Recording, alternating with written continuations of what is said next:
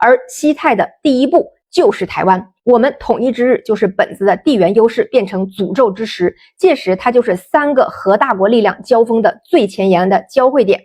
是的，别忘了日俄还有领土纠纷呢。现在把湾岛顶在最前面，日本还有些许转圜腾挪的空间。待到我们的力量继续向东推进，日本的地缘就成了直面中俄背后被美国抵在最前沿的靶子加掩体。现在看的是美国去松绑狗绳，然后希望勇敢狗狗不怕困难，给予了大力的肯定和背书。可再蠢的狗子应该都看见了，现在主人家里已经揭不开锅的事实。目前不仅没有狗粮来打赏他们，甚至还要到狗窝里掏2把回去给自己的选民们说，兄弟们呢，要到饭了。主人家里超期服役的航母刚开到南海就掉了2架飞机，迟迟造不出来的新武器和前车之鉴的乌克兰都折磨着本子家那本来就过度敏感的危机意识。而我们在政治上不断强调的是地缘稳定安全，经济上却是一口气都不给本子喘息的空间啊。其实战略博弈的第一步一定是废掉对手的造血功能。没有经济支撑的政治体往往越跳越虚弱，越虚弱越跳。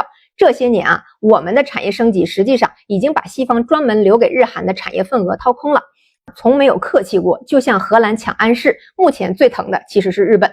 安氏半导体是汽车电子控制单元的核心部件的重要供应商，我们先让中国工厂和荷兰总部切割，然后同意对德国车企供货，前提是人民币结算。最后由于安氏中国优先保障了国内需求以及向德国供货，荷兰的芯片制造商就已经正式通知日本，可能无法保证芯片交付，导致日本丰田等汽车企业的芯片库存告急，生产严重受到影响。这些年啊，日本国内的利益集团其实已经严重分化了，投靠华尔街的财团正在完全的脱离日本的本土利益派，原有的西方产业链上的日本的大公司越来越无法给日本本土社会输送利益，现在甚至成了反向抽取本国利益的抽血泵。任何国家在利益匮乏时都一定不是铁板一块，而且基于日本特殊的政治基因，饿红眼的时候第一口咬的一定是自己最熟悉的主人。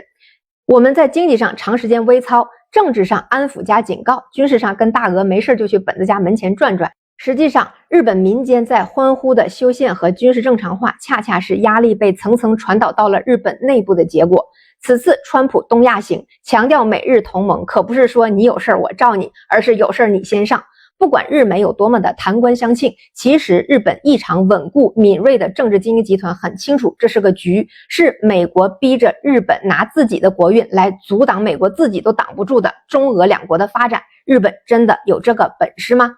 要知道，日本是全球最典型的高龄少子化社会，人口红利在美国多年的大缺大得的压榨之下基本见底。日本的经济是目前全球债务比例第2高的国家，比它高的是前几天还在搞大屠杀的苏丹。2025年，日本的债务占 GDP 的比率为 234%， 在全球排名第2，仅次于苏丹的252%。这种家底儿搞军事化，远不是当年明治维新之后大制造、大消费带来大发展的循环，而是足以危及其内部社会基础保障的国家资源的错配。日本目前是产业上被我们掏，金融上被美国掏，发展军备对民生资源的挤占会比当年的苏联更严重。而且更为关键的是，它的技术和核心零部件从哪里来呢？美国自己都处在军备竞争的劣势里，只能提供次一代的技术给日本，那跟我们就差了2、3个代际了。而且最关键的稀土不是还在我们手里吗？美国政府如今停摆已经创了记录了，本次美国的痛快休战也是彻底无牌可打的必然结果。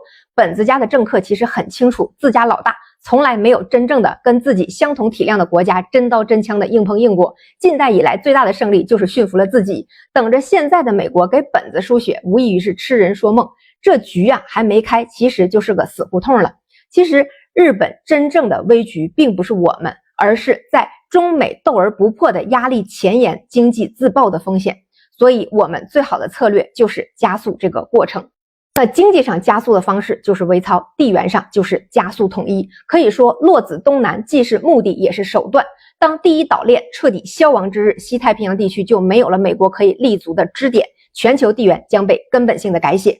而那一日，随着我们的每一个5年计划的稳步推进，将不会再遥远。今天的节目就到这里，这么长的看完了，关注一下吧。